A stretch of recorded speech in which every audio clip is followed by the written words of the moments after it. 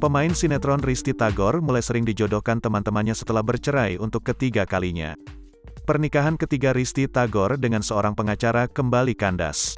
Sebelumnya, Risty Tagor juga gagal mempertahankan rumah tangga dengan pemain sinetron Rifky Balwell dan Stuart Collin.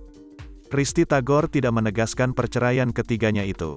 Namun, Risty Tagor mengaku kini tidak memiliki pasangan hidup. "Aku ingin punya pasangan hidup yang jadi teman ngobrol.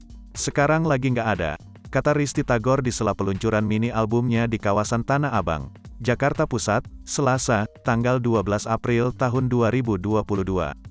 Lantaran sedang sendiri dan tanpa pasangan, janda 3 anak berusia 33 tahun itu mulai dicarikan jodoh.